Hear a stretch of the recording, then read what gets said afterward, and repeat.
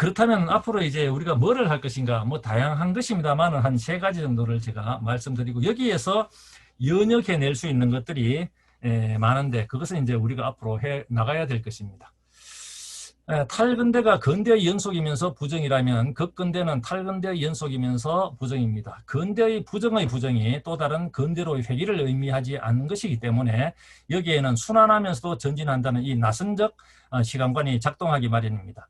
일상이 인간 생활의 주기적 측면을 염두에 둔 용어이듯이 사계절이 변화, 순환하지만 인간의 문화는 과거의 것을 축적하면서도 새로운 것을 만나서 이 변화하죠. 이것을 축적적 변화 이렇게 이야기할 수 있습니다. 문화의 이러한 측면을 포착해서 어문학 연구를 새롭게 하자는 일련의 움직임 속에서 제출된 것이 경북대학교 대학원 국어국문학과의 문화어문학입니다. 문화어문학은 어떠한 사관에 기초해야 되는가? 우리는 어떤 역사관을 가져야 되는가? 이 이야기입니다.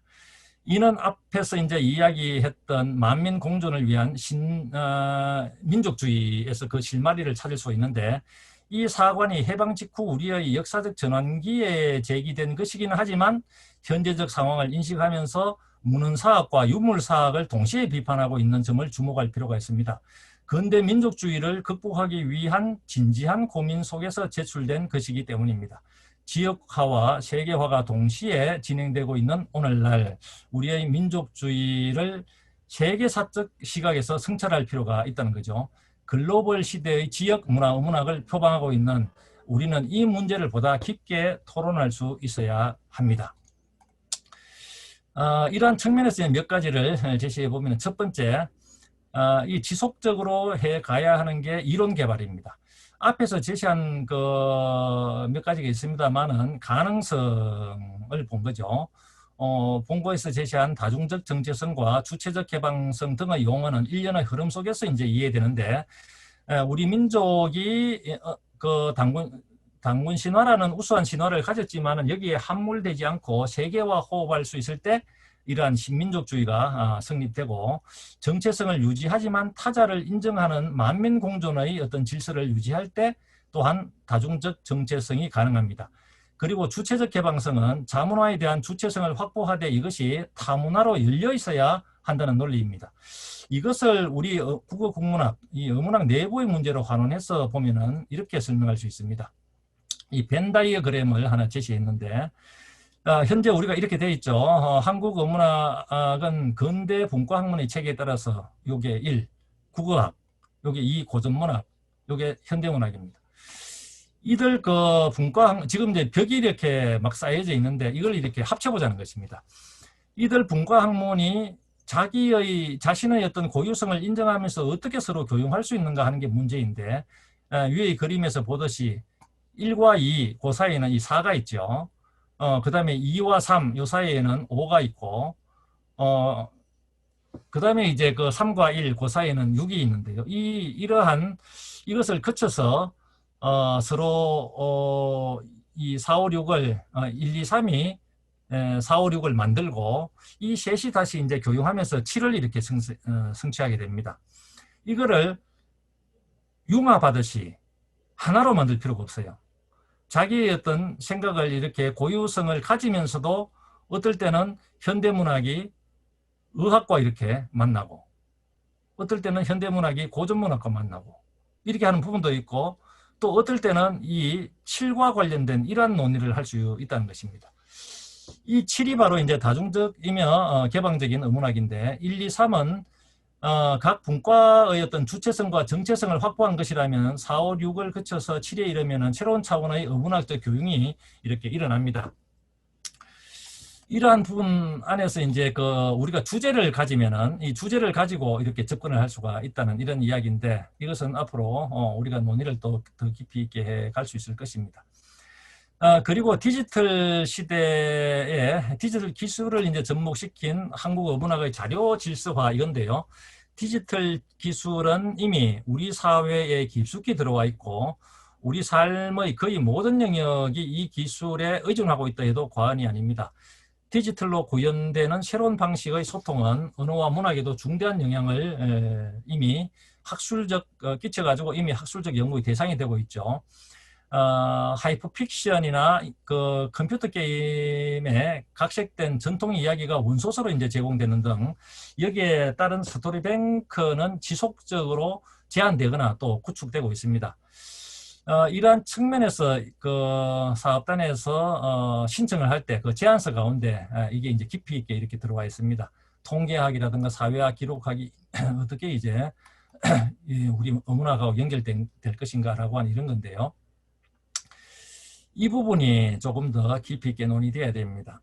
구술 텍스트, 문자 텍스트, 전자 텍스트는 끊임없이 변형, 가공, 재생되면서 검색을 통해서 이렇게 질서화되고 하는 이러한 측면에서 연구가 또 더 깊어져야 되겠다. 어문학 측면에서 연구가 더욱더 깊어져야 되겠다라고 하는 이런 이야기입니다. 그 다음에 사회문제 해결을 위한 한국 어문학의 기능성 제고인데요. 문화어문학은 추상적 원리에 따른 어떤 학문적 권위를 비판하면서도 동시에 효율성과 실제성을 천명하는 실체 단용의 학문을 지향합니다. 실용주의에 입각해 있기 때문에 이것이 가능한데 이것은 물론 최근 한국 어문학 연구가 현실과 유리되면서 고립과 소외를 자초했다라고 하는 이런 자각에 의한 것입니다. 이것과 관련해서도 우리 제안서에 보면은 한국 어문학이 지닌 고유의 영역을 굳건히 하고 학제적 혹은 외부 기관과의 협업을 통해서 향유와 치유의 어떤 어문학 이러한 기능을 제고하기로 한다. 뭐 이런 이야기를 하고 있습니다. 어문학의 생산 공간 어떤 연구를 통해서 여행 어문학 여기도 이제 이과 관련돼 있는데요. 예컨대 국내적으로는 유산기라든가 기행가사 또 국외적으로는 해유록, 연행록, 망명일기 이러한 것을 이제 주요 텍스트로 가지고 올 수 있고 이렇게 해서 이제 이런 문화 관광하고 바로 연결될 수 있는 이러한 지점을 확보할 수 있게 되죠. 이와 아울러서 축적된 한국어 연구의 그 성과를 바탕으로 해서 빅데이터를 활용한 트렌드 분석이라든가 시장 및 수요 예측 이런 것들도 이제 국어학계에서 가능하다는 이런 그 이야기입니다. 그래서 이러한 부분들은 이미 제시되어 있는 것도 있지만은 그 문화를 접목시키면서 다 같을 수는 없을 것입니다. 그러나 이러한 조금 전에 제가 그 말씀드린 이러한 구도 속에서 자기 영역을 확실하게 하면서도 이 4, 5, 6 나아가서 7의 단계에서 높은 단계의 어떤 소통, 낮은 단계의 소통 같은 경우는 얇고 넓게 읽으면서 사실 학문을 망치는 것입니다. 높은 단계의 공짜형에도 보면 그 위에 이제 위에 윗선이 있잖아요, 그렇죠? 그러니까 이 높은 단계의 어떤 소통 같은 경우는 자기 영역을 확실하게 하지 않으면은 교용되지 않습니다. 자기 영역을 확실하게 하면서도 손을 내밀 때 새로운 단계로 나아갈 수 있다. 이러한 어떤 생각하에서 어문학은 구성되었고 여러분들과 함께 이 작업을 앞으로 7년 동안 같이 해나가야 되지 않을까 이렇게 생각을 합니다. 네, 제 생각은 대체로 여기서 그 마무리를 하겠습니다. 경청을 해주셔서 대단히 고맙습니다. 예, 감사합니다. 우리 교육연구단은 글로벌, 지역, 문화어문학이라는 아젠다를 통해 새로운 한국어문학 교육과 연구를 시도하고 있습니다. 이번 기조 발표는 이러한 아젠다의 기본 구상과 연구 방법론에 대한 선언이라 할 수 있을 것 같습니다. 또한 이번 기조 발표는 우리 교육연구단이 향후 아젠다와 결합된 교육과 연구를 통해 한국어문학의 발전과 우리 사회에 어떻게 기여할 수 있을지에 대한 구체적인 방향을 말씀해 주신 것으로 생각됩니다. 시간이 많이 되어서 따로 질의를 받지 않고요. 바로 주제 발표로 진행하도록 하겠습니다. 다시 한번 기조 발표에 대해서 감사드립니다.